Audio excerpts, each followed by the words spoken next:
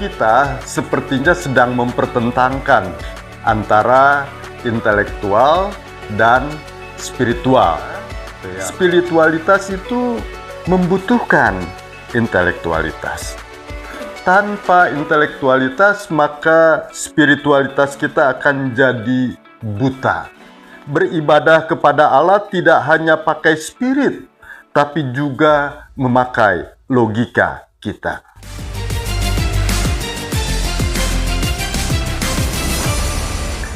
Pertama-tama tentu kalau kita mengikuti tema ini, kita perlu memahami dulu sebenarnya apa sih intelektual dan apa sih spiritualitas itu.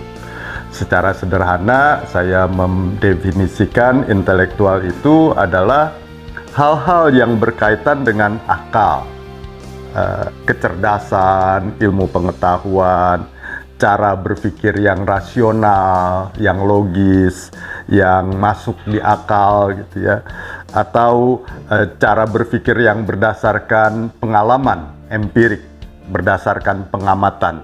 Itu yang kita sebut intelektual, ya, kemampuan kecerdasan kita. Sedangkan spiritualitas berasal dari kata spiritus, yang artinya adalah nafas kehidupan. Spirit berarti kekuatan yang tidak kelihatan namun yang memberi nafas kehidupan, yang memberi semangat, yang memberi kita energi, yang menghidupkan gerak kita. Spirit itu sesuatu yang kekuatan yang tidak kelihatan yang mendorong kita untuk melakukan sesuatu secara baik dan bermakna. Jadi Bu Bapak sekalian, kalau tema kita tadi intelektual versus spiritualitas, kita sepertinya sedang mempertentangkan antara intelektual dan spiritual. Itu ya, kan versus itu ya, berlawanan. Padahal sebenarnya tidak perlu dipertentangkan antara intelektual dan spiritual. Berbeda tetapi saling melengkapi. Keduanya diperlukan di dalam kehidupan kita. Intelektual tanpa spiritualitas akan menjadi kering, tanpa gairah, tanpa makna. Kita melakukan sesuatu yang sangat rasional, sangat masuk di akal. Menolong orang lain misalnya. Secara rasional menolong orang lain itu perlu, karena kita tidak bisa hidup sendiri.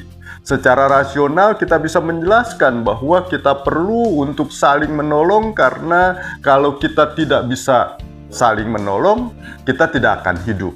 Ya, karena memang kita perlu menolong orang lain, saat yang sama kita juga memerlukan pertolongan orang lain. Tapi kalau menolong itu kita lakukan hanya berdasarkan intelektualitas seperti itu, maka ketika kita melakukan pertolongan itu, kita lakukannya seperti sebuah kewajiban saja. Ya, sesuatu yang ya mau tidak mau saya nolong orang lain karena saya ditolong oleh orang lain. Cuma sekedar itu.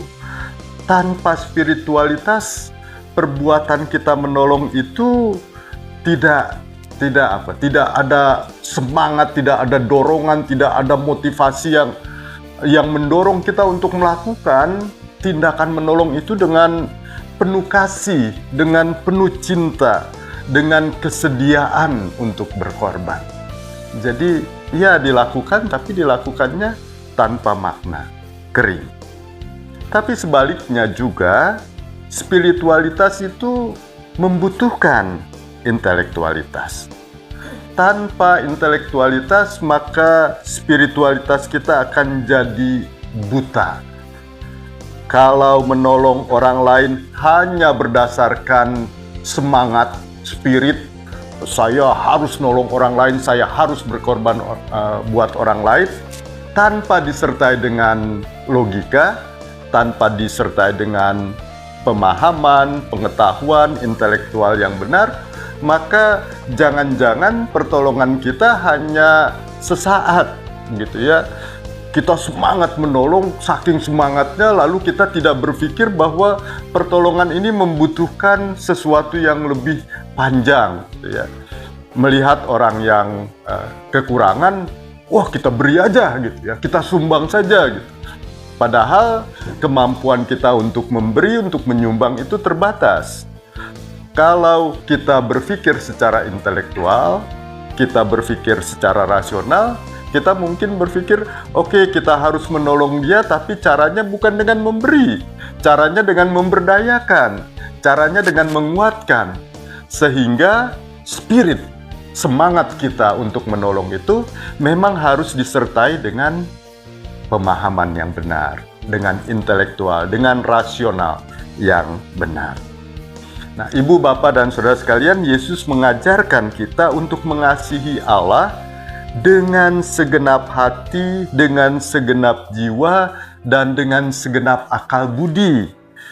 Itu artinya mengasihi Allah tidak cukup terbatas pada spirit saja, pada semangat saja, pada hal-hal yang rohani saja. Tapi mengasihi Allah juga harus kita lakukan dengan akal pikiran kita, dengan intelektualitas kita. Beribadah kepada Allah tidak hanya pakai spirit, tapi juga memakai logika kita. Karena itu, Yesus mengatakan, mengasihi Allah itu harus dilanjutkan dengan mengasihi sesama manusia. Ya, yang spirit itu harus dilanjutkan dengan yang rasional dalam relasi kita dengan sesama. Saudara-saudara, pagi ini kita bersekutu dalam doa bersama. Tentu saja doa yang baik tidak berhenti pada saat kita mengucapkan amin. Selesai sudah, tidak perlu ada lagi yang kita lakukan. Doa yang baik adalah doa yang dilanjutkan dengan tindakan-tindakan nyata.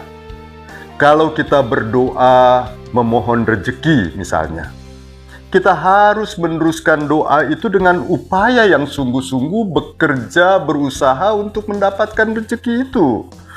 Tidak ketika amin selesai lalu rezeki itu datang, kan tidak begitu ya. Kalau kita berdoa minta kekuatan, kesehatan dari Tuhan, maka doa itu juga harus kita teruskan dengan upaya menjaga kesehatan itu. Ya, tidak dengan sendirinya selesai amin maka kita pasti akan sehat walafiat. Ya, harus ada usaha kita untuk meneruskan itu. Kalau kita berdoa untuk orang yang sakit, itu juga berarti harus diteruskan dengan upaya kita memberi perhatian pada saudara kita yang sakit yang kita doakan itu, ya, mendukung dia, menolong dia semampu kita, ya, memberikan kekuatan kepada dia, bukan sekedar mendoakannya dari jauh. Kalau kita berdoa minta perdamaian, maka kita juga harus meneruskan dengan upaya-upaya mewujudkan perdamaian itu secara baik. Dan seterusnya, apa yang kita doakan, apa yang kita mintakan, apa yang secara spirit kita nyatakan kepada Tuhan, harus kita lanjutkan dalam kehidupan kita. Dengan kata lain, spiritualitas doa kita harus dilanjutkan dengan sikap dan tindakan kita yang rasional. Ibu, Bapak, dan saudara-saudara sekalian, hidup beriman kepada Allah berarti bertekun dalam berdoa dan bekerja, spiritual dan intelektual. Ora et labora.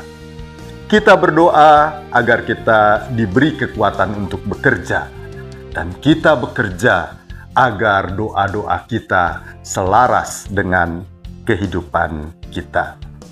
Seperti yang sering kita ucapkan ketika kita mengucapkan doa Bapa kami. Ampunilah kesalahan kami seperti kami juga mengampuni orang yang bersalah kepada kami. Amin.